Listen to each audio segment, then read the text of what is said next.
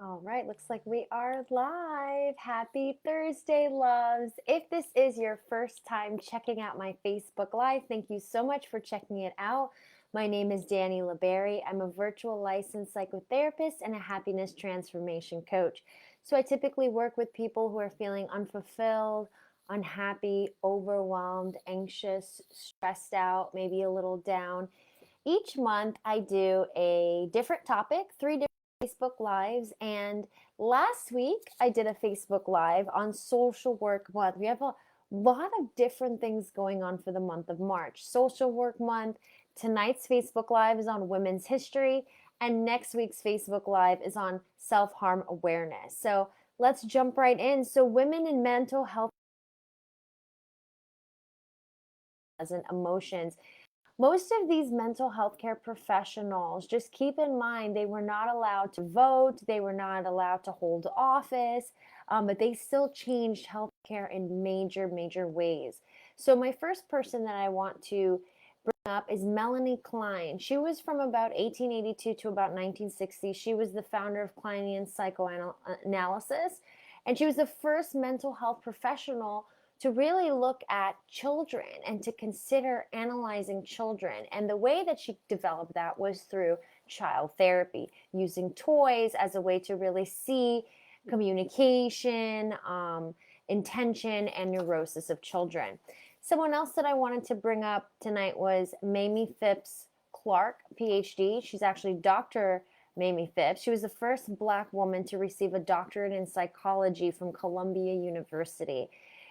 She dedicated much of her life to offering psychological support to Americans of color. She counseled homeless Black girls, battled segregation in academia, and she advocated to make mental health accessible to more of Americans' most vulnerable individuals.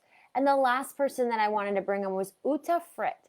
Fritt's work has made it possible to understand dyslexia, autism, and Asperger's syndrome. So, on the topic of mental health, some timeless ways to manage unpleasant emotions, I wanted to give 4 simple, to the point, short and sweet tips of managing unpleasant emotions. So, one is acknowledge when you're not feeling great. So, for example, notice if, for instance, you're waiting for someone at a restaurant or to eat, and you notice your thoughts. You notice thoughts of, geez, they always have me waiting. Observe your thoughts and your actions. Notice when you're not feeling great. Allow yourself to feel your emotions is the second one. Don't judge yourself for your emotions. Also, don't dwell on your emotions either. So allow yourself to feel those emotions, and then after a certain point, picking yourself up by the bootstraps and making sure that you're not sitting in it and dwelling in it.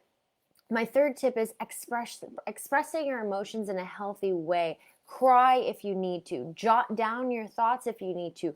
Release the tension. I personally love stretching. I love yoga. I like to work out, exercising, talking to others, but being careful who you choose to confide in. Sometimes, if we try to confide in our family or our friends, they could be judgmental or they could be biased.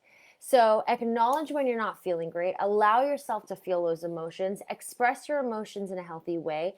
And understanding that positive and negative emotions are essential. I actually, when I'm working with my clients, I actually tell them I'm not a proponent of things being good or bad, right or wrong. I look at more at, is it serving you or not serving you? Is it bringing you closer to your goals or further away from your goals? Because here's the thing, emotions are fleeting. I like to look at emotions as energy in motion. So sometimes we kind of look at sadness as bad or anger as bad. We look at these kinds of emotions as bad, but there are no good or bad emotions. It's that they're pleasant or unpleasant.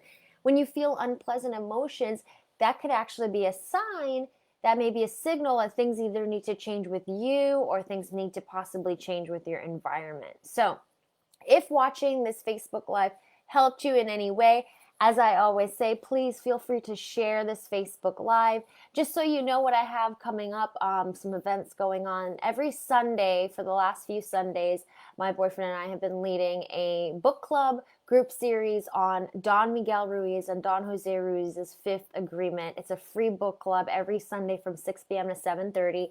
Feel free to join. It's online. It's via Zoom. And it's really awesome because it really helps to break down any of those core beliefs that you may still be operating by and not realizing. If you notice that you're feeling in a funk or you're not really sure what to believe in, I noticed that with everything going on in the last year or so, people are finding themselves a little lost, disconnected, not really sure what to believe in themselves anymore. And so this book really breaks things down and really flips your perspective and your perception completely upside down. So consider joining. It's every Sunday, 6 p.m. to 7:30 Eastern Standard Time. If you are watching this Facebook Live and you have any questions, feel free to email me. My email is Dani, D-A-N-I, at DaniLaberry.com. Thank you so much again for checking out my Facebook Live. Again, my name is Dani Laberry. I'm a virtual licensed psychotherapist and a happiness transformation coach.